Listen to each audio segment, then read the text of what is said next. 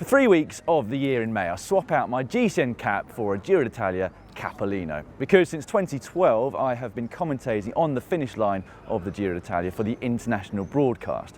Now that is an English-speaking feed which goes out to various countries including the US, South Africa and Japan, amongst many others. So I thought I would show you what the job entails: a trip round the commentary box, a trip round the TV compound, and also the interview zone after the race, where I get to interview the pink jersey and the stage winner each and every day. But firstly, I'm going to show you something called the Quartier Tappa, which is the race headquarters. Very important for journalists. Come on in. Now, the Quartier Tappa is very important because when you first come to the race, this is where you pick up your accreditation, which allows you to go to places that the rest of the public can't go, so you are very privileged indeed. And also it's important for me because I get to pick up my rule book at the start of the race with all of the key rules for the different competitions, the road book for commentators, which gives information on all of the places that are, or all the major places that riders pass through throughout the 3 weeks. But most importantly of all, you get the Garibaldi. Now this is like the Bible for me, but also for the riders. It gives details on every single stage of the race, plus details on the parkour and the climbs themselves. So this is something that's very valuable to me. Now this is the Quartier Tappa press room itself, Sala Stampa.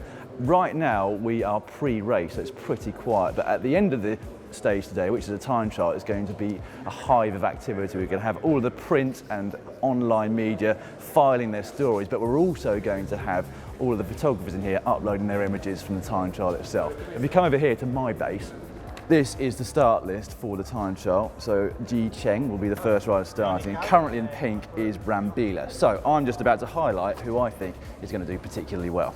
Right, well, the time trial is about to start, and although we're not on air for about an hour after the first rider goes off the start ramp, before we go there, I just wanted to show you something I'm very, very proud of. This is my own custom start sheet. So it just makes it easier having the jerseys next to the teams when you're looking for a rider and a specific number during the race to spot it straight away. And I've also got very tiny little bits of information on each and every rider. It took me about 2 days.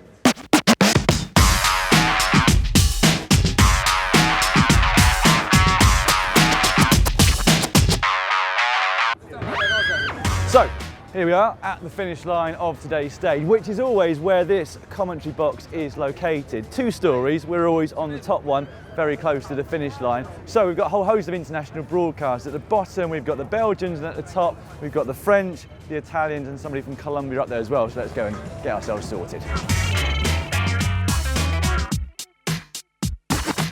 Right, well, this is the commentary box. So we've got a few positions up here. This is the position for RAI, which is the national broadcast, a little bit like the BBC in the UK. Just over here is actually somebody that helps with race radio, so information about what's going on inside the race. He relays back and forth with people that are out on the road. Here we have somebody from Colombia that's doing the broadcast for them. This is our spot here, and then finally at the end we have Be in France with Cedric Vasseur and Emmanuel Barthes, who I will introduce you to later on. In the centre here is a very, very important piece for me. This is the information screen, particularly important, it has to be said, on a day like today, which is an individual time trial, because here I have the first intermediate, the second intermediate and the third intermediate time checks, which gives me a really good idea of which riders are going fast and when, which really adds to the commentary. You can also get all of the standings at the end and during it if you need to see them. This is the broadcast that everybody is seeing at home on the big screen here. And over here, as you can see, 6 different splits. These are the 6 cameras out on the race course. So I can take a look over here and see when somebody's coming through on a time check, for example, which you might not be seeing at home. Gives me a bit more information. Now this is the mix desk. Again, it's very important whilst you're actually broadcasting. So when that red light's on, you are on air. I'm going to turn it off in case I say something that I shouldn't. At the top is the green button. That's the level that you hear of both your commentators aside and also your own voice in your head. This one is also very useful. It's kind of like the information screen in that it's race radio. So in here, I'll hear if anyone gets a puncture, if they've gone back to the team doctor, etc. Kind of things that you wouldn't know if you didn't have race radio. Here is international sound. So that's kind of the ambient sound behind the broadcast that you will hear at home, like the helicopters, the music at the finish line, etc. And this is for the coordinator. So if I press that one, what I get to do is talk to someone at the TV compound should I need to speak to them, or they can give me information information or us information about what's about to be shown on the screen, if they're going to do a classification list or show some of the beautiful local area, etc. Well, as you can see, and here as well, the atmosphere is starting to build here at the finish. Still an hour and a half until the live broadcast goes there, and therefore where I properly start work. And over here on the right, if you follow me through here, is the TV compound. So as you can see, there's a lot of trucks in this area. We've got the satellites on the top of the trucks too, which beam out all the images wherever they are needed in the world, and the aerials. And all these trucks have many people inside that are in charge of editing and all sorts of other things that I don't fully understand, I must admit, but all very important in making sure that you get the best aspect and view of the race itself. That's a lot of cabling. Somebody has to do that every single day.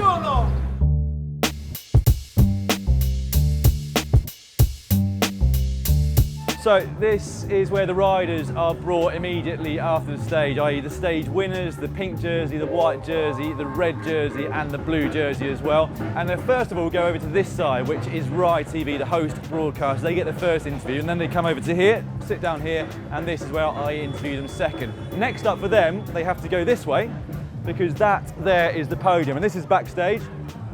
They'll walk up out onto here and ultimately come out onto the podium and receive their flowers and kisses, etc. And then they'll come back down here, do another interview with Rai TV. I'm just going to take you through here.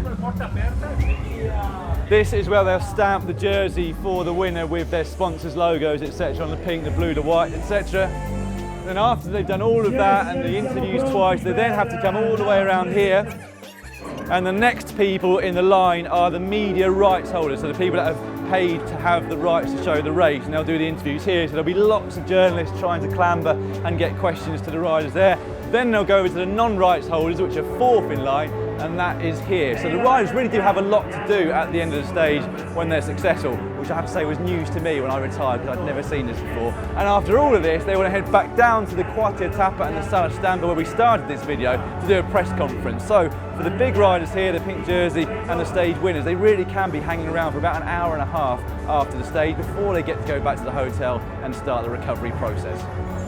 Right, well, we've got about 5 minutes now before we go on air. Some people are already broadcasting. I'm just been to the toilet because I get a bit nervous before the start of the stage. This is Silvio and Francesco, and they do the Italian commentary. Then we've got people that control race radio here, a couple of technicians, and here is the main man for me, Ned Bolton, who I mentioned earlier. He basically keeps everything together whilst I just interject every now and again. Here soon we'll have Georgina, who does the Colombian broadcast, and then over at the end here, suited and booted, are Cedric Vasseur and Emmanuel Barr from BN Sports France. They're suited and booted because they actually do some presenting before and after the race, as well as the commentary in the middle, but I better get on with my job.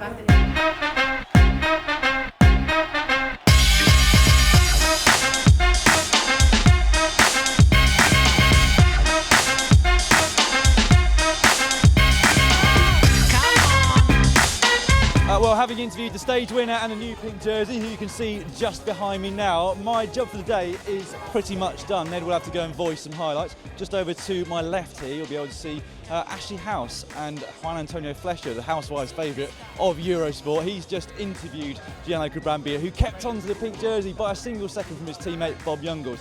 Now, if you go just down here a little bit with me, you will see that they still have another load of interviews to do after they've been to see me, after they've been to see Rai, Eurosport. They've now got the other rights holders here, and beyond that, the non-rights holders. And after that, he will then have to go back to the quartier tappa where they give a press conference. So as you can see, if you're successful in a race like this, stage winner or the pink jersey, you have to do a lot after the race. Right, well, I should bring this video to a close now. Hopefully it's given you some kind of insight into the ins and outs of producing a television programme for you to watch races at home.